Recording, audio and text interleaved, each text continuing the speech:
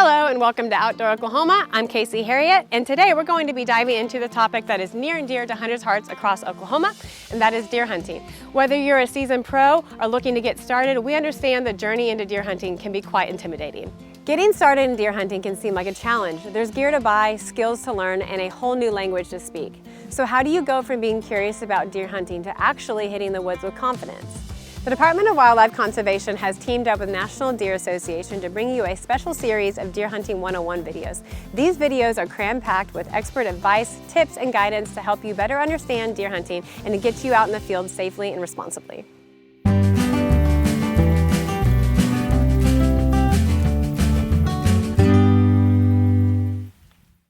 Deer hunting offers a variety of strategies and approaches based on the season, terrain, hunting culture of the area, and your personal preferences.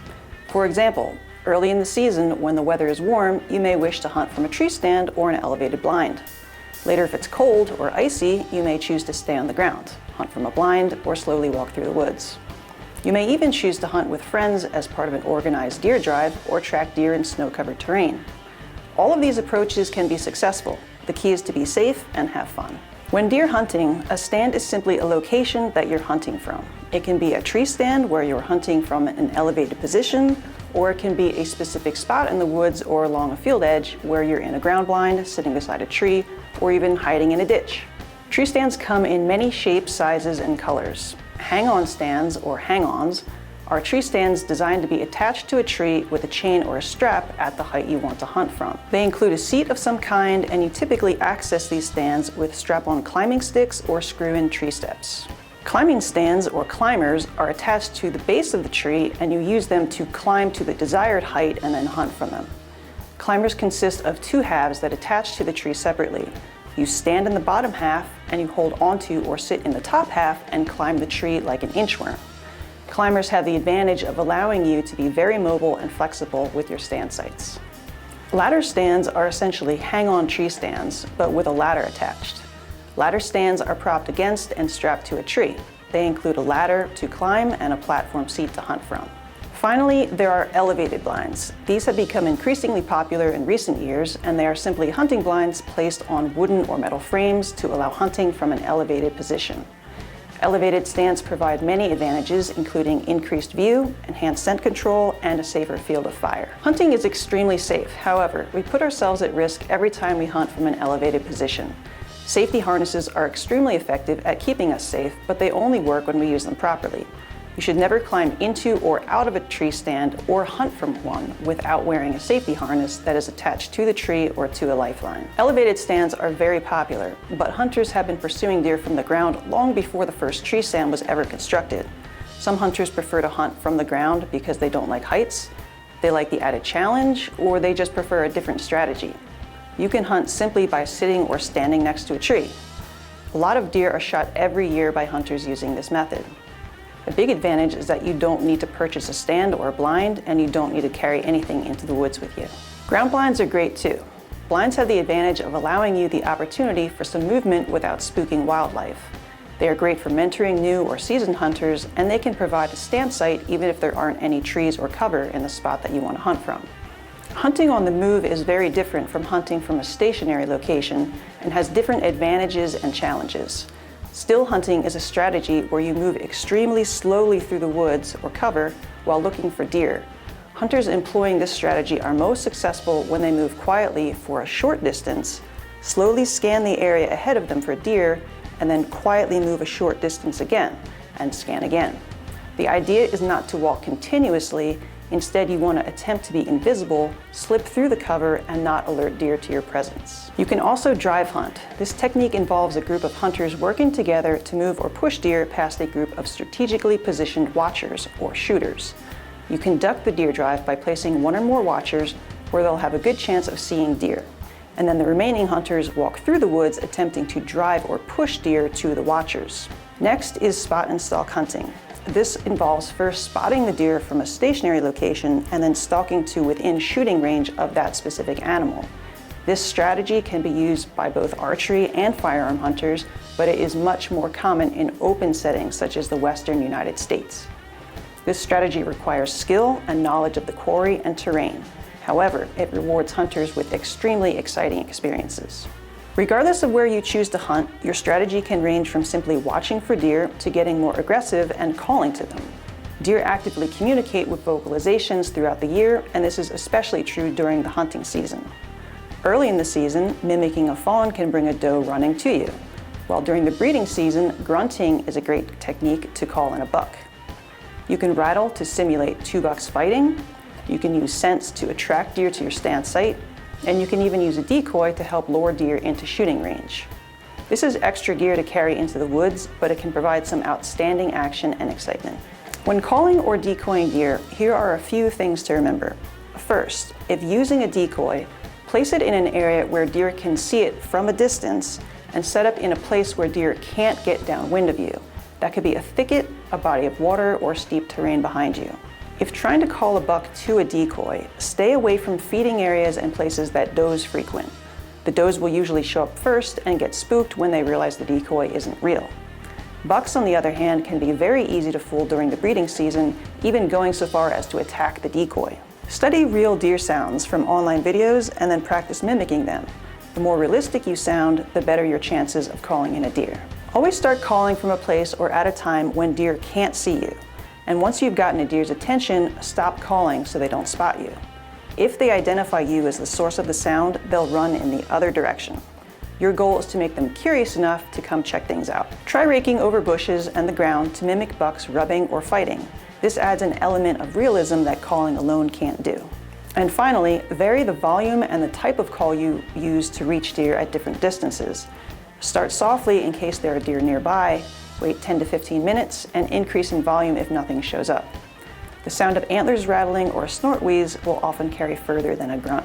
Another way to bring deer within shooting range is to create a feature on the landscape that deer will naturally want to use, such as a trail, scrape, or funnel. For example, you can create a mock scrape by picking a branch that is about 5 feet off the ground and scraping aside the leaves and soil underneath it to create a bare spot. Then hang a scent dripper on the branch or spray some buck urine on the soil. Some hunters even urinate in the scrape themselves. However you choose to hunt, remember that deer see movement extremely well, so be still and do more looking than moving if you want to see more deer. Well, that's a quick overview of deer hunting approaches, but there is so much more you can learn by visiting the National Deer Association website at deerassociation.com. Have fun and good luck in the woods. There's an easy way to know if it's a good time to hunt deer. First, check your wildlife agency's website to determine if the season is even open. If the answer is yes, then it's a great time to hunt. I say that somewhat jokingly, but the fact is, there's never a bad time to be in the woods. However, some times are certainly more productive than others when it comes to seeing deer. Whitetails are crepuscular, which is just a fancy way of saying that they are most active at dawn and dusk. So, most hunters focus their efforts on the first and last few hours of daylight. In the morning, deer are typically moving from nighttime feeding locations back to the cover of their bedding areas. And late in the evening, they do just the opposite. That's not to say you can't see deer moving right in the middle of the day. It just means the odds are better when deer are traditionally most active. The hunting season can be broken down into 4 basic periods, 3 of which center around the whitetail's breeding period, called the rut. These periods are the early season, pre-rut, rut, and post-rut. As far as which of these is the best to hunt, it's really a matter of personal preference. Each has its own distinct advantages and disadvantages, as well as unique approaches to finding deer.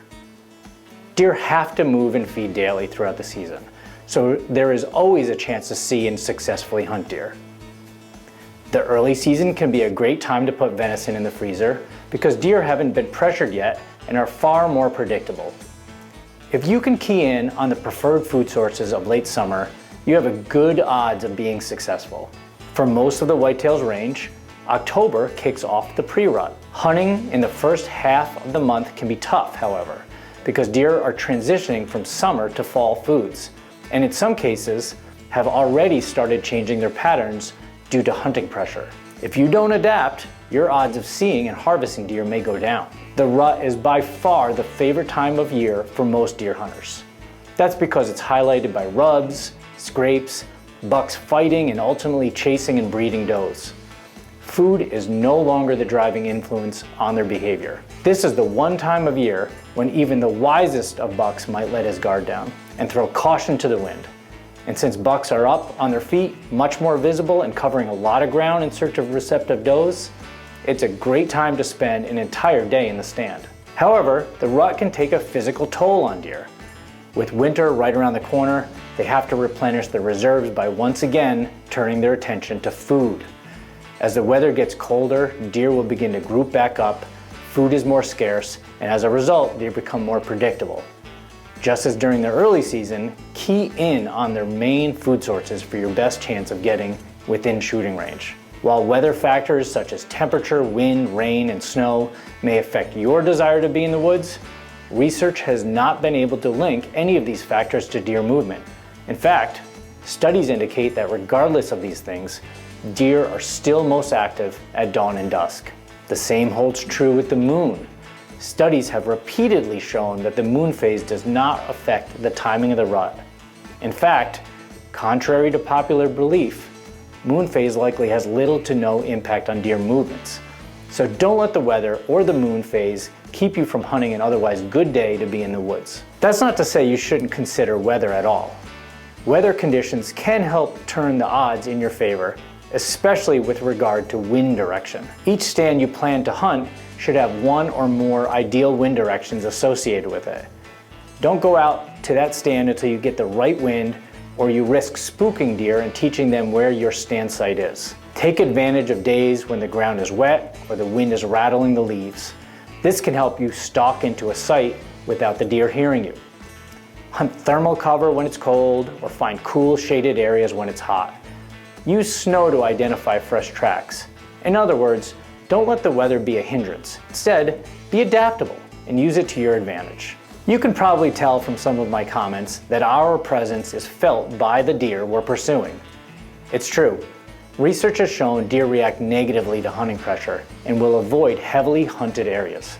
It can take several days for deer activity to recover from the effects of just 1 or 2 days of a hunter's presence. So, how often and when should you hunt? This really depends on the amount of hunting land to which you have access and if other folks are hunting it too. If you only have permission to hunt a small property with 1 or 2 stand locations, then you don't want to hunt those same stands every single day. The best way to prevent this is to have multiple stand locations so that you can spread out your presence and have more opportunities to be in the woods. If you are hunting public land or private land that others have permission to hunt, consider how pressure from these other hunters may affect the best times to hunt as well. Weekdays can be a great time to have the woods all to yourself. Mid to late week can be especially good, as deer have had time to recover from the weekend hunting pressure and return to their normal travel patterns. Also, allow plenty of time to get to your stand and get up before you actually start hunting for a morning sit. In the afternoon, don't get down and leave right before the end of legal shooting light. Remember, deer are crepuscular, and they will often be moving right around daybreak or wait until the last light to move in the evening. Chances are, your commitments to work, family, friends, or other activities will limit the time you get to spend in the woods. So when the opportunity presents itself, don't miss out on a deer hunt just because it's too warm, it's a full moon, or because the rut is over or hasn't even started yet. Get out there and enjoy your time in nature, and use the opportunity to learn all you can about the land you hunt. In the end, whether you fill your deer tag or not, you'll be a better hunter for it. For more information about all things deer hunting, including other hunting strategies, check out the National Deer Association's website at deerassociation.com. White-tailed deer inhabit areas from South America to Canada, and they survive in habitats ranging from expansive forests to those that are nearly treeless. However, regardless of where you are in the whitetails range, they still need food, cover, and water. Understanding how deer meet these needs each season can help you locate deer and identify good locations to hunt. Deer have been recorded to eat over 600 different species of plants, but each region has a limited number of highly preferred species. Wise hunters determine the locations of the most preferred foods on the properties they hunt, and then they key in on those areas for stand locations. Locating specific food sources can really increase your odds of seeing deer while you're hunting. First, try to locate some items that deer are clearly eating. You can do this by finding evidence of browse, such as missing leaves on a small tree or bush, clipped leaves and stems on an agricultural crop, or by finding recent deer scat in an area. Once you find this evidence, you know deer have been feeding in that area, so look for other areas on the land you're hunting with similar food sources. Deer browse on the leaves of numerous species of trees, shrubs, and vines. And fortunately, many of these plants also produce fruits that deer eat. These fruits are broadly separated into hard and soft mast. Soft mast is fruit with soft fleshy bodies and includes raspberries, crab apples, persimmons, plums, and others. Hard mast is fruit with hard bodies and includes things like acorns and beech nuts. Many hunters recognize that deer like acorns and apples, but far fewer realize the sheer abundance of soft mast produced by less obvious species like dogwoods, Virginia creeper, poison ivy, and others. A quick look through a tree and shrub field manual can instantly identify the fruiting species in your area, help you select a better stand site, and increase your odds of filling your freezer with venison. Keep in mind that deer prefer different types of foods at different times of the year, and you will need to adjust your strategy to fit their preferences. Early season, they may be feeding on corn or soybeans, then switch to acorns or persimmons. Late season, they may prefer honey locust pods, standing crop fields, or woody browse found in areas like clear cuts. The more time you can spend observing deer in your area, the more you'll begin to understand where to find them at different times of the year. Food sources can be great places to hunt, and other preferred areas include travel corridors, trails, and funnels. Travel corridors are vegetated areas that facilitate deer movement between two areas. They may be a narrow strip of trees connecting two fields, a patch of brushy cover within an open hardwood forest, or countless other examples of specific plant species that encourage deer travel. Regardless of the vegetation present, travel corridors are excellent places to hunt. Aerial photos can be used to locate travel corridors and suggest potential stand sites. Follow this up with on-the-ground scouting to identify the exact location for your tree stand or ground blind. Trails are paths that deer frequently use in traveling. They can be great places to hunt, however, deer might not be using them during legal shooting hours. If hunting pressure is high or there's minimal cover, the majority of use may actually occur at night.